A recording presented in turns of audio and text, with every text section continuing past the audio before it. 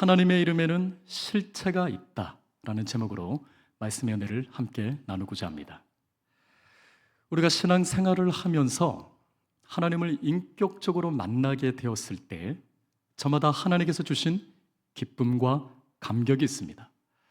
성경에는 주님과 우리의 관계를 신랑과 신부로 비유하고 있는 것처럼 마치 주님과의 그 신혼의 사랑을 누리게 된다는 거예요. 그때는 마치 하나님께서 세상 모든 사람들 가운데 나를 더 사랑하시는 것만 같고, 언제나 하나님은 내 편이 되셔서 나와 함께 하심을 순간순간 목도하게 됩니다. 그러나 신앙의 횟수가 더해 갈수록 하나님께서 예전 같지 않다는 신앙의 온도차를 느끼는 순간이 있어요. 마치 기도 응답이 거절된 듯한 낙심 속에 상처를 받기도 하고, 신앙생활이 언제나 순풍의 돛담배처럼 순적하지 않다는 사실을 깨닫게 됩니다. 달리 표현하면 삶 속에서 고난과 시련이 점점 더해진다는 것을 경험하게 된다는 것이죠. 성경에는 많은 믿음의 사람들을 우리에게 소개하고 있는데 사실 그들의 삶도 마찬가지였어요. 때로는 세상 가운데 가진 것을 빼앗길 때도 있었고, 또한 사람들에게 속임을 당하기도 하고, 당장 내일을 기약할 수 없는 그 두려움 속에 사로잡히며 쉽지 않은 믿음의 길을 걸어왔다는 것이죠. 신앙생활을 하다 보면 세상 사람들은 다들 저렇게 잘 지내는데 왜 나는 믿음으로 살아감에도 불구하고 이렇게 힘들까 하는 어려운 순간을 직면하기도 합니다. 주위를 둘러보면 사람들은 많은 것 같지만 정작 나를 도와주고 나에게 손 내미는 사람이 하나도 없다는 것을 깨닫고 너무 서럽고 또 너무 외로운 순간을 맞이하기도 합니다. 그래서 잠시 믿음의 여정을 멈추고 싶을 때가 있어요. 광야 같은 이 세상 속에서 믿음을 지키기가 참 쉽지 않다는 것을 절감하게 된다는 것이죠. 무엇보다 가장 큰 어려움은 하나님이 이해되지 않을 때입니다. 도무지 받아들일 수 없는 상황과 환경에 직면하게 되었을 때 도대체 이 상황을 어떻게 해석해야 하며 과연 하나님은 나와 함께 하시는지 의구심을 지니게 될 때가 가장 어려운 순간이라는 겁니다. 그동안 나와 함께 하셨고 언제나 내 편이 되셨던 그 하나님의 손길이 이제 보이지 않는다는 것이죠. 하나님의 그 선하심이 더 이상 내 눈앞에 나타나지 않는다는 거예요. 결국 하나님 앞에 원망과 불평을 쏟을 수밖에 없는 그 같은 상황을 맞이하게 된다는 겁니다. 오늘 함께 봉독했던 본문에 등장한 아브라함도 마찬가지였습니다. 갈대아 우르에서 아브라함을 부르셨던 하나님께서는 언제나 아브라함의 편이 되어 주셨어요. 심지어 얼마나 많은 복으로 아브라함을 축복해 주셨는지 아브라함의 삶을 통하여서 하나님께서 풍성한 은혜의 역사들을 매 순간마다 허락해 주셨다는 것이죠. 그러나 오늘 본문에 이르면 하나님께서 아브라함에게 명령을 하시는데 사라는 독자 이삭을 번제로 드리라는 청천벽력 같은 말씀을 하십니다. 아브라함에게 일생일대의 위기가 찾아왔다는 거예요. 그런데 이 위기라는 것이 환경이라든지 외부적 요인에 의한 것이 아니라 하나님의 명령, 즉 하나님의 말씀으로 인해 위기의 상황으로 몰리게 되었다는 것이죠. 여러분, 여기에 신앙의 딜레마가 있습니다. 다른 여타의 이유 때문이 아니라 하나님의 말씀 때문에 심각한 고민을 하게 된다는 거예요. 우리에게 이 본문은 너무 익숙한 본문이기 때문에 우리가 쉽게 또 지나치는 경우가 많은데, 사실 이 본문의 내용을 좀 더 깊이 들여다보면 몇 가지 이해되지 않는 의구심을 지니게 돼요. 그 첫 번째는 하나님의 명령에 관한 말씀의 내용입니다. 하나님께서 아브라함에게 독자 이삭을 번제로 드리라 명령하셨습니다. 그런데 이 명령을 하나님의 언약의 관점에서 살펴보면 이건 도무지 이해가 되지 않는 명령임을 알게 돼요. 여러분이 알고 있는 이삭은 어떤 인물입니까? 하나님께서 아브라함을 부르실 때 너로 큰 민족을 이루고 내 이름을 창대하게 하리라는 약속, 즉 열국의 아비가 되리라고 말씀하신 그 언약의 말씀을 성취할 구심점이 바로 이삭이라는 인물이라는 겁니다. 그래서 하나님께서는 이 이삭을 가리켜 창세기 15장 10절 말씀에 의하면 영원한 언약이 되리라 약속하셨어요. 하늘의 별과 같이 또 바닷가의 모래같이 이 허다한 백성을 일으켜 너로 하여금 열국의 아비가 되겠다는 그 하나님의 약속, 그 약속을 증거하는 이 실체가 바로 이삭이라는 인물이었다는 것이죠. 그런데 그 이삭을 번제로 드려라? 여러분, 이것은 하나님의 약속을 파기하는 명령과 방불합니다. 이삭을 통해 큰 민족을 일으키시겠다고 약속해 주셨는데 이 이삭이 죽으면 하나님의 언약의 말씀이 성취될 수 없다는 거예요. 그렇다면 아브라함의 입장에서는 하나님께 물어야죠. 언약에 신실하시고 약속하신 그 말씀에 대해서 하나님 반드시 성취하시는 하나님께서 어찌 언약으로 약속하셨던 이 이삭을 번제로 드리라고 말씀하시는지 아브라함은 하나님께 물어야죠. 또 하나, 아들 이삭을 바치는 이 번제의 방식입니다. 하나님께서는 이삭을 번제로 바치라고 명령을 하셨는데 이 번제란 희생제물로 사용되는 양 혹은 염소를 가져다가 각을 뜨고 불사르는 행위입니다. 하나님께서 번제로 이삭을 드리라고 명령하셨을 때 이 명령의 전제 조건은 아들 이삭을 난자히 칼로 각을 뜨고 그리고 그 형체를 알아볼 수 없게끔 불로 태우라는 그 같은 의미가 담겨져 있어요. 여러분, 어느 부모가 내 사랑하는 자녀를, 그것도 내 손으로 자녀를 죽일 수가 있겠어요? 그것도 칼로 내리쳐 죽이고 그 몸을 각으로 또 훼손시켜 처참하게 불로 태워서 그 형체를 알아볼 수 없도록 하라는 이 잔인한 명령 앞에 어떻게 수용할 수 있겠어요? 아비된 입장에서 아브라함은 하나님께 따져야죠. 아니, 사랑의 하나님께서, 인자와 긍휼이 무궁하신 하나님께서 어찌 아비인 내 손으로 내 사랑하는 아들을 처참하게 살해하고 그것도 모자라 각을 뜨고 불로 태워 형체를 알아볼 수 없도록 명령하시냐며 아브라함은 하나님께 따져야죠. 차라리 나를 번제 제물로 삼아 나를 데려가 달라고 항의를 해야죠. 여러분, 그게 부모가 아닐까요? 그러나 아브라함은 하나님께 묻지도 따지지도 않습니다. 이 이해할 수 없는 명령 앞에 달리 표현하며 하나님의 그 언약의 관점에서나 부모와 자식 간의 그 윤리적 차원에서라도 도저히 수용할 수 없는 이 잔인한 명령 앞에 아브라함은 묻지도 따지지도 않아요. 그리고 오직 순종만 합니다. 그것도 기다렸다는 듯이 이 명령 앞에 반응을 해요. 본문 22장 2절 3절 말씀이 하면 이렇게 이야기합니다. 여호와께서 이르시되 내 아들 내 사랑하는 독자 이삭을 데리고 모리아 땅으로 가서 내가 내게 일러준 한 산 거기서 그를 번제로 드리라. 아브라함이 아침에 일찍이 일어나 나귀의 안장을 지우고 두 종과 그의 아들 이삭을 데리고 번제에 쓸 나무를 쪼개 가지고 떠나 하나님이 자기에게 일러 주신 곳으로 가더니, 여러분, 본문에 의하면 하나님께서 아브라함에게 언제 떠나라는 그 구체적인 시점에 관해서는 언급하지 않으셨어요. 아브라함이 깊은 번민에 빠져 밤을 지새웠더라면 해가 중천에 뜬 종호에 떠나도 혹은 해가 저무는 석양 무렵에 떠나도 언제 떠나라는 그 시점에 대한 명령이 없었기 때문에 전혀 문제될 것이 없었다는 것이죠. 그러나 아브라함은 마치 기다렸다는 듯이 하나님께서 명령하신 다음날 아침 일찍이 일어나 그 명하신 모리아 산을 향합니다. 그뿐만이 아니에요. 모리아 땅으로 향하는 그 여정길에 한치의 흔들림도 없었습니다. 보면 4절 말씀을 보실까요? 제3일에 아브라함이 눈을 들어 그곳을 멀리 바라본지라. 여러분, 본문에 의하면 하나님께서 말씀하신 이 모리아 땅까지의 이동 거리는 3일 길이었어요. 그런데 여기서 3일이라는 표현에 주목할 필요가 있는데 상징적인 의미가 담겨져 있습니다. 애굽에 종살이를 하였던 이스라엘의 그 출애굽 과정을 살펴보면 백성들은 애굽의 10가지 재앙을 통해 하나님의 전능하심을 목도하게 됩니다.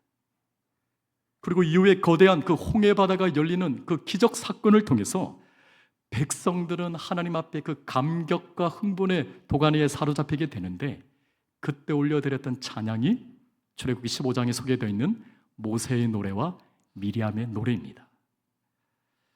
홍해의 기적 앞에 밤새 하나님 앞에 노래하며 춤추며 감격에 겨워했던 그 백성들. 그런데 수록 강야에 정착하게 되었을 때 백성들은 그 광야에서 마실 물이 없다는 것 때문에 일제히 하나님 앞에 원망과 불평을 쏟아놓기 시작해요. 그런데 그 시점을 살펴보면 그 시기가 홍해의 기적 사건을 경험한 지 3일째 되는 날이었어요. 3일째 되는 날. 홍해의 기적 앞에 밤새 춤추고 그렇게 흥분했던 백성들이요, 3일도 채 지나지 않아 하나님을 원망했다는 것이죠. 여러분, 이 사건을 통해 발견하게 되는 바는 은혜의 유효 기간 3일. 놀란 그 홍해의 기적도 3일을 채 넘기지 못했다는 거예요. 우리가 흔히들 작심 3일이라는 말이 있는데 알고 보면 굉장히 성경적인 표현입니다. 본문으로 돌아서 아브라함을 살펴볼까요? 하나님께서 명하신 모리아 땅까지 이동 거리 3일 길이었어요. 이 출애굽한 이스라엘 백성들을 통해 살펴보았듯이 이 3일이라는 시간은 얼마든지 하나님을 원망하고 불순종할 수 있는 시간이었다는 것이죠. 여러분 생각해 보세요. 아브라함의 입장에서 그 3일은 소위 말해 5만 가지 생각을 다 할 수 있는 시간입니다. 하나님께서 명령하신 일단 이라고 대답은 했지만 그 3일 기간 동안에 하나님 아무리 생각해봐도 이건 아닌 것 같습니다. 그렇게 뜻을 번복하고 그리고 되돌아갈 수 있는 충분한 시간이었다는 거예요. 그러나 아브라함의 순종의 행보에는 전혀 흔들림이 없어요. 아브라함은 하나님을 원망하지도 불평하지도 뜻을 번복하지도 가던 길을 멈추고 되돌아가지도 않습니다. 그리고 드디어 모리아산에 도착하게 되었을 때는 아브라함은 주저하지 않고 그 아들 이삭을 결박하여 제단 나무 위에 눕히고요, 그 손에 칼을 쥐고 아들 이삭을 내리치려 합니다. 그때 우리 하나님께서 얼마나 다급하셨는지 성경에 보면 아브라함아 아브라함아 2번 부르시면서 그 행동을 멈추게 하시고, 우리가 잘 알듯이 여호와일의 하나님, 준비하시는 하나님께서 숫 양을 그곳에 준비해 주셔서 이삭을 대신하여 번제로 올려드리도록 인도하셨다는 것이죠. 그리고 하나님께서는 이 아브라함의 순종을 통해 약속하신 그 언약의 말씀을 재확인시키시고 확증해 주십니다. 그렇다면 여기서 아브라함은 어떻게 이삭을 바치라는 이 이해할 수 없는 명령 앞에 소위 말해 묻지도 따지지도 않고 순종만 할 수 있었을까요? 여러분, 그 해답이 창세기 21장 33절에 소개되어 있어요. 여러분, 21장 33절 우리 다 함께 읽어보실까요? 함께 했습니다. 시작. 아브라함은 부엘세바에 에셀나무를 심고 거기서 영원하신 여호와의 이름을 불렀으며. 아브라함이 부엘세바에 에셀나무를 심고 영원하신 여호와의 이름을 불렀다고 말씀하고 있습니다. 이 본문의 배경을 살펴보면 아브라함과 그랄 왕 아비멜렉 사이에 맺은 그 언약 사건에 관한 말씀을 우리에게 들려주고 있습니다. 이 아비멜렉 왕이 아브라함의 그 삶의 행보를 지켜보니 무슨 일을 하든지 하나님께서 함께 하시고 축복하심이 눈에 보이게 되는 거예요. 그래서 아비멜렉이 먼저 아브라함에게 찾아와서 화친을 제안하고 언약을 맺은 사건이 이 브엘세바 언약 사건입니다. 그리고 이 언약을 체결한 뒤 이 아브라함은 마치 기념수를 심듯 그곳에서 에셀나무를 심었는데 영원하신 여호와의 이름을 부르며 하나님께 경배하고 예배했다는 것이죠. 여기서 주목할 것은 아브라함이 하나님의 이름을 가리켜 영원하신 여호와라고 고백했던 그 신앙 고백이 있다는 거예요. 이전에 개역 성경에 의하면 이 본문의 말씀을 어떻게 표현하느냐, 영생하시는 하나님 여호와의 이름이라고 표현하고 있습니다. 이게 원어에 더 가까운 표현인데요, 영생하시는 하나님, 그 여호와 하나님이라고 표현하고 있다는 거예요. 즉 아브라함이 알고 믿었던 하나님은 영원하신 하나님이요 여호와 하나님이었다는 겁니다. 하나님께서 여기서 영원하시다는 이 말의 의미는 명멸해가는 수많은 이방신들과 같은 유한한 신이 아니요 영구히 살아계시고 영생하시는 하나님에 대한 분명한 신앙 고백이에요. 그리고 여호와라는 뜻은 스스로 있는 분, 절대적인 분이라는 뜻으로 전능자라는 의미를 담고 있습니다.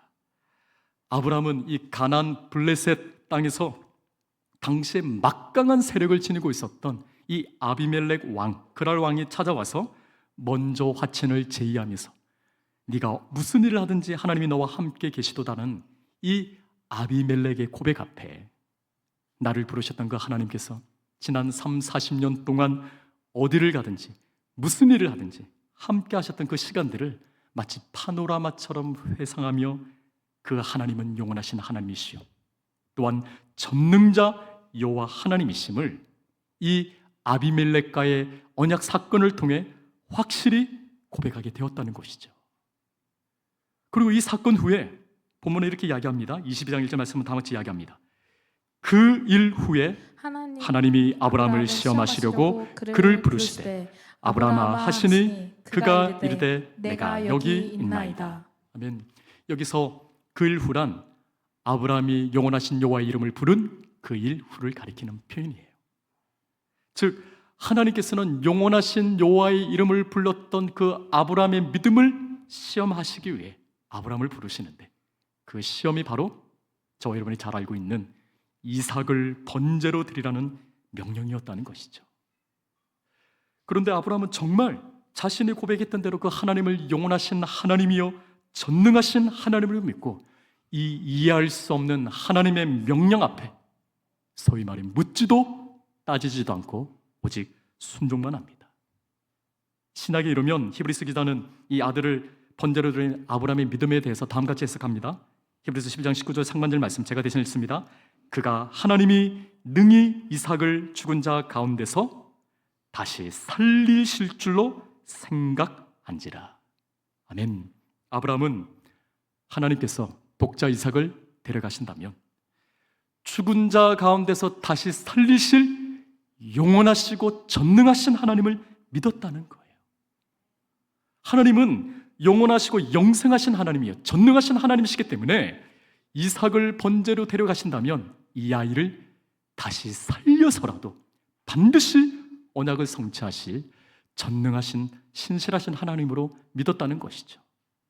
즉 아브라함은 부활신앙을 믿었습니다. 여러분 어떻게 이 같은 일이 가능했을까요? 아브라함은 하나님이 어떤 분이신지 분명히 알았고 그 신앙의 고백을 담아 하나님의 이름을 부르며 그 믿음을 고백드렸다는 거예요. 사랑하는 여러분, 여러분은 하나님을 어떤 이름으로 알고 있고 어떤 하나님으로 믿고 계시나요? 내가 알고 있는 하나님의 이름이 곧 하나님의 실체가 됨을 믿으시기를 바랍니다. 내가 믿고 고백할 수 있는 분명한 하나님의 이름이 있다면 그 어떤 상황과 환경 가운데서도 고립되지 않고 오직 하나님만을 신뢰할 수 있는 인생이 된다는 거예요. 여러분 아브라함을 보세요. 그는 하나님의 이름을 영원하신 여호와로 고백했습니다. 아브라함이 알고 있는 하나님은 영원하시고 영생하시는 하나님이시요 전능하신 여호와 하나님이었다는 거예요. 그 하나님의 이름을 굳게 믿으니 소위 말해 이해할 수 없는 이 하나님의 명령 앞에서도 흔들리지 않고 오직 하나님만을 신뢰하게 되었다는 것이죠. 여러분은 어떨까요? 기적과 응답을 보여주시면 하나님을 굳게 믿다가도 조금만 내 뜻대로 되지 않으면 하나님을 원망하고 불평했던 이스라엘 백성들처럼 상황 따라 환경 따라 종잡을 수 없이 믿음이 흔들리고 있지는 않나요? 여러분 이유가 뭘까요? 내가 알고 있는 하나님의 이름이 불분명하기 때문입니다. 즉 하나님의 실체가 모호하고 막연하게 느껴진다는 거예요. 사랑하는 여러분, 내가 고백할 수 있는 하나님의 이름이 있느냐 없느냐의 여부는 내 신앙의 실체가 됩니다. 하나님을 막연히 알게 되면 그 하나님의 이름도 모호하고 막연해집니다. 그러나 그 하나님을 확실히 알게 되면 내가 고백할 수 있는 그 하나님의 구체적인 이름을 내가 가질 뿐만 아니라 그 이름의 고백대로 실체 있는 하나님의 역사가 내 삶을 통해 나타난다는 것이죠. 우리가 잘 아는 다윗을 보세요. 우리가 다윗 하면 다윗과 골리앗의 싸움을 여러분 잘 기억할 거예요. 당시 다윗은 10대 왜소한 소년에 불과하지 않았습니다. 반면에 골리앗은 그 키가요 3m에 이르는 그 건정한 거구의 몸짓을 가지고 있었고 또 60kg에 육박하는 갑옷을 두르고 있었고 손에 든 이 창의 무게만 해도 7kg에 달했습니다. 누가 봐도 절대적인 이 열세 속에 소년 다윗이 골리앗 앞에 섰을 때 골리앗은 물론 골리앗이 속한 블레셋 진영은 물론이거니와 이스라엘 백성들의 진영의 군사들 여러분 어떤 생각을 했을까요? 아니 동족 이스라엘 백성들 군사들은 그 광경을 지켜보면서 다윗이 소위 말해 그 블레셋의 골리앗을 무찌를 것이라는 일말의 기대감을 지니고 있었을까요? 모르긴 몰라도 아마 그런 생각하지 않았을까 생각됩니다. 저 세상 물정 모르는 저 순진하고 철없는 소년이 오늘 골리앗에게 개죽음을 당하겠구나. 아마 그런 생각을 하지 않았을까요? 그렇다면 다윗을 보낸 사울 왕은 어떤 생각을 했을까요? 성경에 이에 대해서 구체적으로 말씀하고 있지 않습니다만 정황상 아마도 사울 왕은 이런 잔인한 생각을 했던 것 같아요. 그래, 너라도 나가서 장렬하게 전사해라. 장렬하게 전사하여 네 몸에 피를 묻혀라. 왜냐하면 이 당시에 골리앗을 자원하여 내가 싸우겠느라고 자원하는 용사들이 아무도 없었다는 거예요.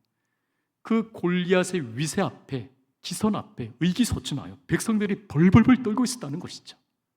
그래서 사울 왕은 소년 다윗을 골리앗에게 보내어서 그 소년이 장렬한 죽음을 맞이하게 되면 백성들로 하여금 그 소년의 죽음 앞에 공분을 일으켜 내가 저 소년의 핏값을 내가 대신 갚겠노라며 자원하는 그 자원자를 이끌어낼 잔인한 속셈으로 어쩌면 다윗을 골리앗에게 보낸지도 모르겠습니다. 여러분 생각해 보세요. 기초적인 훈련도 제대로 받지 못한 10대 소년이 당대 장수여 거인이었던 골리앗과 싸운다? 상상할 수 없는 일이었다는 것이죠. 그런데 다윗의 반응이 놀랍습니다.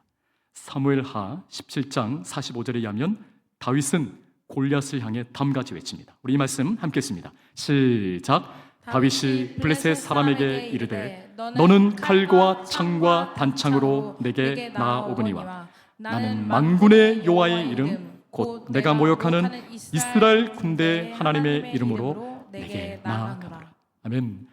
사랑하는 여러분, 다윗이 알고 있는 하나님의 이름은 만군의 여호와였습니다.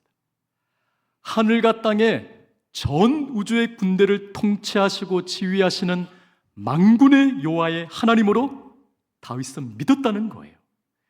그 만군의 여호와의 이름을 알게 되니 골리앗이 더 이상 두렵지 않은 거예요. 그 만군의 여호와께서 함께 하심을 믿으니 골리앗의 존재감이 크게 와닿지 않는 거예요. 그래서 다윗은 골리앗을 향해 담대히 나갑니다. 그리고 물매로 골리앗을 단번에 쓰러뜨리고 한 걸음에 달려가 골리앗의 손에 쥔 칼을 꺼내어 그 머리를 내리쳤다는 것이죠. 다윗은 그가 알고 있는 하나님의 이름 만군의 여호와 이름을 고백했고 그 고백대로 만군의 여호와 되시는 하나님께서 골리앗을 무찌르게 하시는 실체 있는 역사를 경험하게 되었다는 것입니다. 사랑하는 여러분, 이처럼 우리가 하나님을 어떤 하나님으로 알고 믿느냐에 따라 우리의 신앙의 행보가 달라집니다. 성경에 나타난 믿음의 인물들을 보세요. 그들은 하나같이 하나님이 어떤 분이신지 정확히 알았고 그 믿음의 고백을 담아 하나님의 이름을 불렀다는 거예요. 제가 최근에 시편 말씀을 묵상하면서 깜짝 놀란 게 있어요. 시편에 보면 하나님 이름이 무수히 등장합니다. 구구절절 하나님이 어떤 이름을 가지고 계시는지 고백하고 있다는 거예요. 근데 그 이유를 알게 되었습니다. 시편 9편 10절에는 시편 기자는 다음같이 고백합니다. 여호와여, 주의 이름을 아는 자는 주를 의지하오리니 이는 주를 찾는 자들을 버리지 아니하심이니이다. 아멘. 사랑하는 여러분, 하나님의 이름을 아는 자는 반드시 하나님을 찾게 되어 있습니다. 그 이름을 알고 의지하는 자에게 우리 하나님께서 함께 하시고 실체 있는 응답으로 함께 하시기 때문이라는 것이죠. 우리 모두가 하나님의 실체 있는 이름을 붙잡고 믿음으로 담대히 나아갈 때 우리 하나님은 반드시 함께 하시며 그 이름의 능력을 나타내심을 여러분 믿으시기를 바랍니다. 제게도 하나님의 실체 있는 이름을 알게 된 신앙의 체험담이 있습니다. 저는 모태신앙으로 자라 중1 여름 수양회 때 하나님을 인격적으로 만나게 되었어요. 앞서 또 광고를 하면서 소식을 접하게 되었는데 지금 성남제일교회도 계속 주일학교 중심으로 수양회가 펼쳐지고 있죠. 저도 교회 주일학교를 통해서 수양회를 통해서 하나님을 만나게 되었는데요. 아직도 잊혀지지 않아요. 중1 때 제가 죄를 지으면 얼마나 죄를 지고 잘못을 했으면 얼마나 잘못을 했겠어요. 그런데 이 선명한 복음이 저에게 찾아오는데 이 복음 앞에 밤새 울며 애통하며 하나님 앞에 회개했던 그 생생한 기억들을 아직도 저는 제 가슴에 선명하게 기억하고 있습니다. 여러분, 그 이후에 하나님께서 제게 참 많은 변화를 주셨는데 하나님을 인격적으로 만나게 되니 하나님이 내 아버지라는 사실 앞에 얼마나 감격이 그런지 몰라요. 하루는 찬양 집회를 갔는데요, 하나님이 내 아버지시라는 이 말씀 앞에요, 정말 그 어린 나이에 1시간 내내 아버지, 아버지, 아버지 그 이름을 되뇌었었어요. 하나님이 나에게 좋으신 아버지가 되셨다는 그 감격 앞에 얼마나 기쁨이 풍성했는지 몰라요. 그 이후에 말씀 생활과 기도 생활이 점점 정착이 되고요, 그리고 언어 행실의 변화를 실감하게 되었습니다. 교회는 그 이후부터 저에게 얼마나 행복하고 또 복된 곳인지 마치 제 삶의 터전이 되었어요. 교회 가는 게 그렇게 즐거울 수가 없었습니다. 저는 사실 어릴 적에는 교사가 되는 것이 저의 꿈이었어요. 그러나 대학 입시를 앞두고 제 절친이었고 또 신앙의 동지였던 한 친구가 제게 찾아와서, 동훈아, 교사가 되는 것도 좋지만 너 나와 함께 영혼을 돌보는 영혼의 교사가 되는 것은 어떻겠니? 이런 권면을 하는 거예요. 이 친구는 어릴 때부터 시종일관 목사가 되겠다고 생각하고 기도하고 준비했던 친구였거든요. 근데 그때 그 친구의 권면이요, 마치 하나님의 음성처럼 저에게 다가왔어요. 그래서 그 친구의 권면 앞에 함께 목회자가 되기로 결심하고 제가 자라왔던 교단에 소속되어 있는 부산의 고신대학교에 입학하게 되었습니다.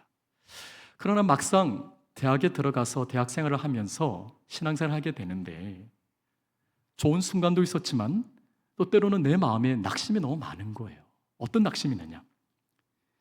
제가 원했던 처음 꿈은 교사라는 그 교사에 대한 미련이 계속 집요하게 저를 붙잡고 있는 거예요. 또 하나, 목사가 되면 그냥 아낌없이 희생하고 포기하고 헌신해야 된다는 그 막연한 두려움이 저에게 엄습하게 되면서 제가 이 목사가 되어야 한다는 이 부분에 대해서 깊은 고민에 빠지게 되었습니다. 그런데 이 고민이요, 그치지 않고요, 군대에 가서도 심지어는 제대할 무렵까지 집요하게 저를 붙잡기 시작했어요. 결국 군 제대를 하고 자퇴를 결심했습니다.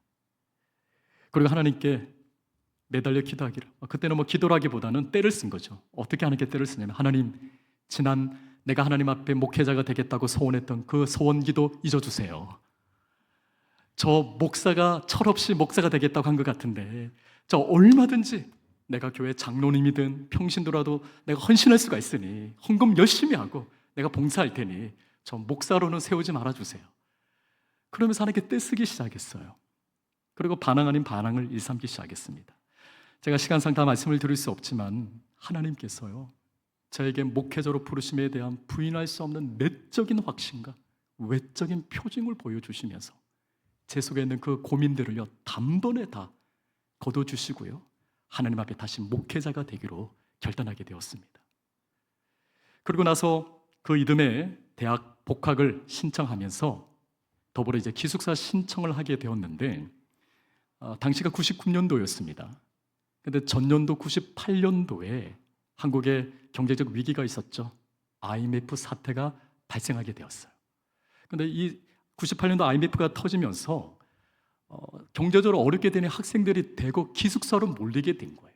그러면서 학교 선배가 저한테 이야기하기를 너 기숙사 지원하는 거 의미가 없어. 전년도에 학교 근방에 있는 지역들 너의 주소지에 있는 그 지역 한 명의 입사자도 없다. 그러니 빨리 하숙집을 찾아봐서 지금도 늦었으니 빨리 발빠르게 너 집을 구해봐 라고 제게 권면을 하는 거였어요. 그러나 저는 기숙사 입사를 위하여 하나님께 기도하기 시작했습니다. 몇 가지 이유가 있었어요. 그 첫 번째는 경건 생활을 위함이었습니다. 학교 기숙사 생활하게 되면 새벽 예배가 의무예요. 그리고 또 제가 군대 가기 전에 기숙사 생활을 하면서 밤 10시가 되면 시간을 정하여 기도한다고 해서 정식이더라고 해서 밤 10시가 되면 기숙사 부근에 있는 대학교에 가서 늘 기도했던 생활이 있었어요. 그래서 내가 목회자로 부르심을 받았기 때문에 내가 하나님 앞에 이 기도 생활, 경건 생활을 내가 놓치지 말아야겠습니다. 새벽마다 밤마다 시간 구별할 수 있으니 기숙사 생활을 통해서 제 경건을 하나님 붙잡아 주세요. 이 기도의 제목을 올려드리게 되었어요. 그리고 또 하나, 신앙 공동체의 기쁨 때문이었습니다. 여러분, 지금은 상상할 수 없는 일인데요, 당시만 하더라도 기숙사 한 방에요 6명의 학생들이 그곳에 기숙했습니다. 여러분, 한 방에 남자만 6명 들어가는 생각해봐요. 가족적인 분위기가 아니고요, 가축적인 분위기입니다. 그 좁은 공간에 온 짐이 널브러져 있고요, 공부하는 거 상상 못해요. 그 기숙사에서 항상 도서관에 가서 공부를 해야 돼요. 그런데 신앙 공동체다 보니 그게 불편하게 느껴지지 않는 거예요. 너무 행복한 거예요, 믿음을 가지고 있는 공동체 생활이. 그래서 하나님, 나 이 기숙사 생활을 통해서 공동체 기쁨 누리고 싶어요. 그리고 또 하나, 하나님, 기숙사 옆에 도서관이 있으니 공부하기도 좋고, 또한 저 또한 기숙사 생활하면 재정적인 부담을 덜 수 있기 때문에 기숙사 보내주세요. 그렇게 기도를 했습니다. 당시에 기숙사 들어가는 기숙사 교칙이 어떻게 됐냐? 신입생 순, 원거리 순, 그리고 학년, 고학년 순이었어요. 근데 마침 같이 목회자가 되자고 권면했던 제 친구가요, 아버님이 서울 본사로 직장을 발령받게 되면서 집 주소지가 서울이 되면서 부산과 서울 간의 원거리로 인하여 이 친구는요, 입사 영순위가 된 거예요. 그리고 저는 이제 가까이 근방에 있기 때문에 그 순위권에도 들어가지 못하고, 그러니 친구가 저한테 우스갯소리로 너 하숙집 잘 구하면 내가 라면 한 박스는 내가 기증할게, 이러면서 저에게 우스갯소리를 주고받았던 일을 기억합니다. 그리고 드디어 기숙사 합격일이 되어서 기숙사 어떤 결과가 있는지 확인을 하게 되었는데요, 놀랍게도 기숙사 우선순위의 원칙에 따라서 0순위였던 제 친구는 입사가 탈락이 됐고요, 우선순위에 전혀 포함되지 않은 저는 기숙사 입사 합격이 된 거예요. 그래서 이게 무슨 일인가 살펴보니 그해 역대 최고로 학생들이 기숙사를 지원하게 되면서 학교에서 고심고심 끝에 기숙사 규정을 바꾸었는데 성적 순으로 규정을 바꿔버렸습니다. 성적이 되지 않았던 제 친구는요, 기숙사 들어가지 못했고요, 성적이 됐던 저는 기숙사가 들어가게 된 거죠. 근데 솔직한 마음에 제가 그 기숙사 입사하게 되었을 때 제 마음에 그런 마음이 드는 거예요. 이거 우연이 아니야? 우연이 아닐까? 아니, 기숙사 지원하는 그 수백 명의 학생들이 있는데 나 한 사람 때문에 기숙사 규정이 바뀌었을까? 이런 의심이 드는 거예요. 그래서 하나님께 또다시 기도하기 시작했습니다. 하나님, 제 마음에 제 기도의 응답으로 받아들이기에는 의심이 있기 때문에 제가 다시 한번 기도할게요. 정말 하나님이 내 기도대로 이 기숙사 입사를 허락해 주셨다면 하나님, 은총의 표징을 구할 테니 다시 한번 응답해 주세요. 그래서 어떻게 기도했냐면 방을 두고 기도했습니다. 어떤 방이냐? 당시 기숙사는요, 중앙 계단을 들어서 중앙 로비에 들어가게 되면 좌우측 복도로 나눠져 있어요.